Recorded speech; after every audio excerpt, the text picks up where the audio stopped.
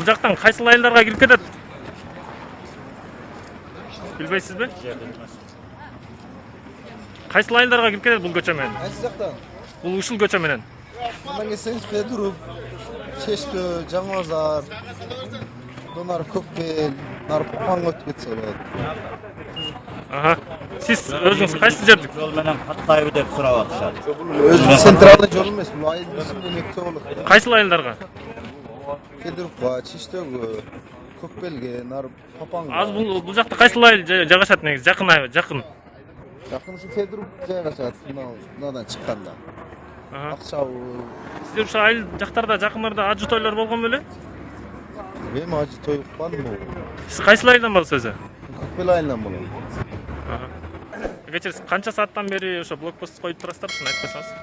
Биз билбейбиз.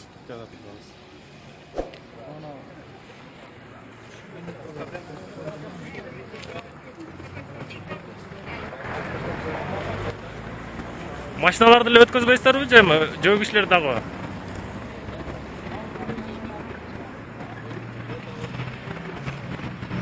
Бул жактан машиналарды чыгарбай жатышат айылга. Ал эми могу жактан көбөлөрдөн сурап көрөлү. Сиздер канча болду блокпост койгонуна? 10 мүнөт болуп калды окшойт. 10 мүнөт болду, Кимдерди өткөзбөй атат негизи? Жердин жарандарын өткөрүп атат, бирок биз 10 мүнөт мурун келдик эле да, бул жака кайра чекеш керек болду. Неге сууга келебиз деп айылдан. Машинаңыздар менен чыгайын деп атасыз. Келдик, чыга албай атат. Кайсыл айылдын тургуну болосуз? Калдайдан болот. Калдай? Калдай. Рахмат. Адамдарды өткөрүп атат ошондо? Жок, эч кимди чыгарбай атат, киргизбей атат да.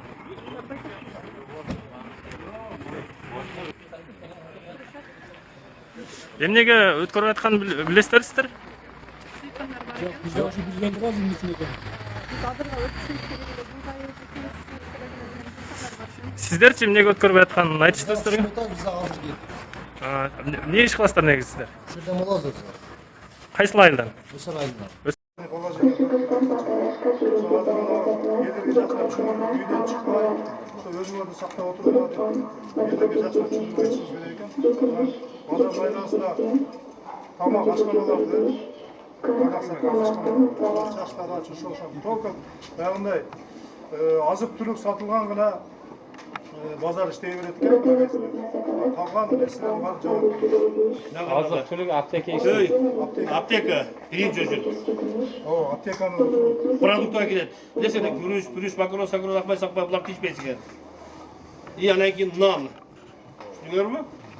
Калган бардыгына темир, полус, пластик, манабы бадам, садам бардыгына эскеріп чыгасыз полусучу. Ел менен урушпагыла, түшүнүңөрбү? Каттык айтпай эле, ел зона турат азырчы. Тога түшүндүрүп, коронавирус чыгып кеткени байланыштуу докатта айткылар. Ошон үчүн сабырдуулук менен айтып баары чыдасын бардыгычы. Канча күн келген айткылар, билбейбиз дегиле канча күн. Айтат дагы деп. Тоогорбу? Бадам садам продукция керек. Жок, бадам жабасыз. Пол керек жок. Асан сатып кетет. Кредит адамдар дегендерге ушуну айтыш керек да турат.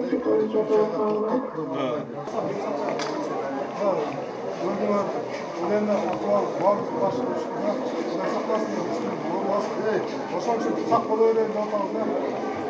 Үйдө отуруп турабыз. Мени ошого жаап туруңуздар, базарды жаап, үйгө барып, ошондой кылабыз.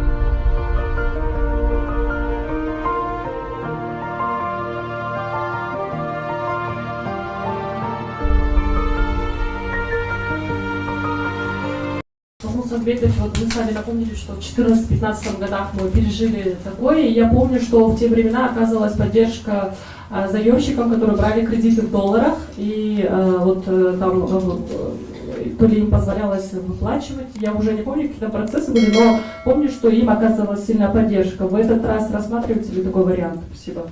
Спасибо за вопрос. Что происходило в 2014-2015 годах? Единственная помощь была конвертации, это те, кто получил ипотеку. На сегодняшний день уровень дедоларизации у нас очень низкий.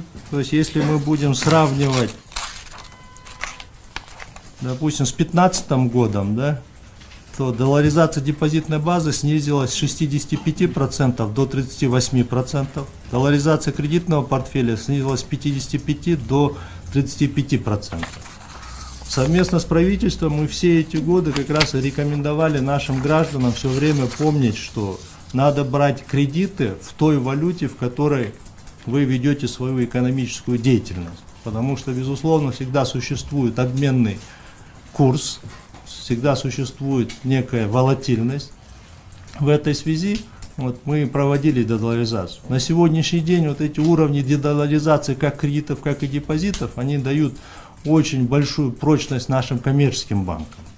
Просто разрыв между сомовыми кредитами и долларовыми кредитами по процентной ставке был значительным, и несмотря на наши рекомендации, граждане сами выбирали, в какой валюте брать. Но это в любой стране, это риск, который несет предприниматель. В принципе, мы тогда учли наши ошибки и запретили выдавать ипотеку в долларах. Мы запретили потребительские кредиты выдавать в долларах.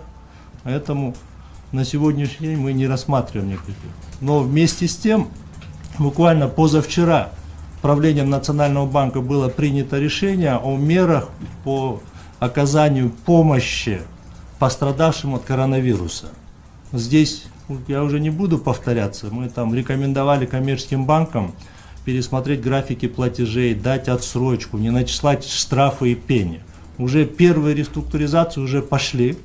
Вчера я собирал всех председателей коммерческих банков, мы эту тему долго обсуждали и в принципе пришли к решению, что со стороны коммерческих банков будет оказано максимальное содействие именно тем, кто испытывает трудности. Но здесь надо четко понимать, то есть, что помощь будет оказана действительно только тем, чей бизнес пострадал от коронавируса. Это, допустим, временное ограничение правительством, закрытие ресторанов, кафе, баров, компьютерных клубах.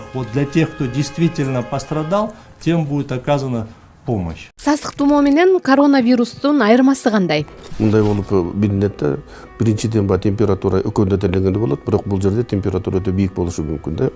Экинчиден бул дем алгандар, мисалы үчүн башка вирустук эмелерде мурундан чүчкүрүп, мурундан суу агып калат да. Бул жерден ошол белгилери аз болот, же болбосо почти жок болот да. Үчүнчүдөн ошол коронавирустордон дем алгандар өтө бат кыйналышка алып келет. Дем ала албай, мындай жана одышка деп коебуз, ошол батыраак болот. А тигинде кийин баягы осложнение болгондо гана болот да. Тобокел топторго кимдер кирет? Биринчиден бул жанагы жашы өтүп кеткен адамдар. Экинчиден жанагы өнөкөт оорулары бар адамдар да. Үчүнчүден анан жанагы ошо дем алуу органдарынын өнөкөт оорулары менен көп ошо жаш кезинен баштап ошо ооруп келген адамдар бул өтө ошолорго эмеге топторго кирет. Анан үчүнчүден дагы жанагы мисалы үчүн биздин кызматкерлер да. Себеби дегенде, анткени биз ошол жабактар постоянно контакттештешебиз, бул медицинский работниктер, анан жанагы биздин ошол эле жанагы аэропортто, же болбосо жана өткөрүү пункттарында турган жанагы чек ара кызматкерлери, ошол эле жана биздин кызматкерлер ошолор да кириши мүмкүн да. Балдарга бул оору кандай таасир этет? Бул вирустан оңой айыгат деген бул туура. Себеби дегенде анткени аларда жанагындай өнөкөт оорулар арышы жок. Бирок алардын эгерде ошол кичинекей балдардын иммунитети начар болсо, буларга деле ошону жугат, ошол эле жана оору менен ооруп калышат да.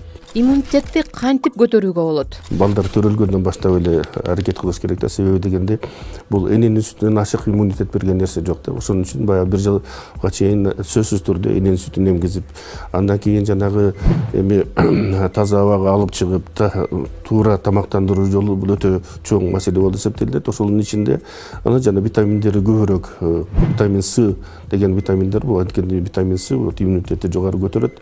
Ошон үчүн витамин С көбүрөөк жер жемиштерди колдонуш керек да. Булардын элдин арасында айтылып жүргөн ошол эле жанагы лимон, ошол эле жанагы фруктылар, башка эмелер дагы ошолордун ичине кирет. Анан жана чеснок дагы, эми бул чеснок бардык эле адамдарга жага бербейт, себеби дегенде аны колдонуштун астынан анда ашказанда оор болбош керек, же болбосо башка дагы бул көп жанагы көрсөтмөсү болушу мүмкүн, болбошу да мүмкүн. Коронавирустан антибиотик дарылары коргой алабы? Бул вирустардын бардыгына эле антибиотик таасир этпейт. бардык вирустарга, бир эле коронавируска, же болбосо башка сасык тумоолорго, же болбосо тиги башка вирустарга деле ошон үчүн баягы биздин жарандардын эгерде ушул температурасы көтөрүлүп эле мындай түшкүрүп, же болбосо мурдан суу агып калган убактарда деле сразу антибиотикти колдонуу бул туура эмес болуп эсептелет. Себеби дегенде ошол туура эмес колдонгондун негизинде кийин эгерде антибиотик колдонуш керек болсо, ошо адамдагы микробтордун бардыгы ошого көнө башташат дагы, бул устойчивость деп коет. То есть ал антибиотикти колдонгондо ал микробторду мынтип жое албай калабыз да. Ошол себептен бул антибиотикти только бул медициналык кызматкерлердин гана көрсөтмөсү менен гана колдонуш керек. Карантин деген эмне? Эгерде мисалы үчүн ошол бир үйдө карантинге жабылса, ал үйдөн чыкпаш керек. Ал үйдөн чыкпаш керек, үйүндө отуруш керек, анан эч ким менен общение кылбаш керек. Мисалы үчүн мектептер жабыла турган болсо, карантинге мектепке келбеш керек, окубаш керек да. Вуздар болот, ошондой. Ооруга байланыштуу гигиеналык эң коркунучтуу адаттар кайсылар? Тазалыкты сактоонун жолдору кандай? Эми биздин эң сакталбай аткан биздин ушул жанагы менталитетибизде бар да. Мисалы үчүн бизди мусулман элинде обязательный түрдө кол алышып учурашуу. Анан акыркы күндөрү мындай өбүшмөй пайда болду. Бири-бирибизди көрсөк эле обязательно аял кишиси дагы, эркек кишиси дагы бири-бири менен өбүшмөй. Анан өзгөчө жаш балдарды обязательно жыттап өбөппөй. Бул ушул дагы бүгүнкү күндө гигиеналык нормага туура келбейт да негизичи. Тем более ушундай ситуацияда ушулардын баарын токтото туруш керек да. Экинчиден анан жана колду жууп тазалап жүрүү боюнча бул жагынан биздин мусулман элинде эң жакшы нерсе бар. Себеби дегенде тамактардын астында обязательно колду жууш керек да. Бирок эми колду жөн эле мынтип эле суу тийгизип койгон эмес, колду именно ошо самындап, жакшылап жууш керек. Бир эле мындай бир жок дегенде минималдуу бир 30 секундтун ичинде жууш керек да. 30 секундтун орто эсеппен ошондо жууш керек. Ошондо гана кол таза болуп эсептелет. Мына бүгүнкү күндө ушул жана коронавирус же болбосо башка вирустардын деле, башка микробтордун деле, жана ич өткөктөр деле, жанагы вирустун гепатит А деп коебуз, ошолордун бардыгы бул колдун киринин оорусу болуп эсептелинет да. Эгерде колду таза сактай турган болсок, буюрса, мен ойлойм ошол жанагы бизде ошол сактанабыз да. Өпкөнү сезгенткен ооруда адамга жардам берчү жасалма дем алдырган жабдуулар, же болбосо ИВЛ жетиштүүбү? Эгерде биздин мисалы үчүн биздин эле ооруканада турган болсок, биздин ооруканада ошондой аппараттардан 12 аппаратыбыз бүгүн иштеп атат. Иштеген аппараттар бар. Эгерде биз 12 адамды бир убакта келе турган болсо, биз аларга жардам бере алабыз да. Ошондой эле башка биздин ооруканаларда дагы ошо түштүктө дагы, түндүктө дагы ошондой аппаратуралардын бардыгы даяр. Анан эгерде өтө эле ушунчалык эле көбөйүп кете турган болсо, анда башка ооруканалардан дагы башкалардан алып келип ошого жардамга эметсе болот да. Оорунун белгилери байкалса эмне кылуу керек? Сөзсүз түрдө бул үй бүлөлүк дарыгерлерге тоону кайрылыш керек. Бул кайрылганда кандай кайрылат? Эгерде ал адам ошол жанагы башка өлкөгө барып келсе, ошолор чыккан жерге барып келсе, же болбосо ошондой оорулуу адамдар менен контакт болсо, анда ошо үй бүлөлүк дарыгерлерди үйүнө чакырыш керек. Үйүнө чакырыш керек. Үйүнө чакырып ошол дарыгер келип көрүп, тактап, кандай көрсөтмөсү бар экен.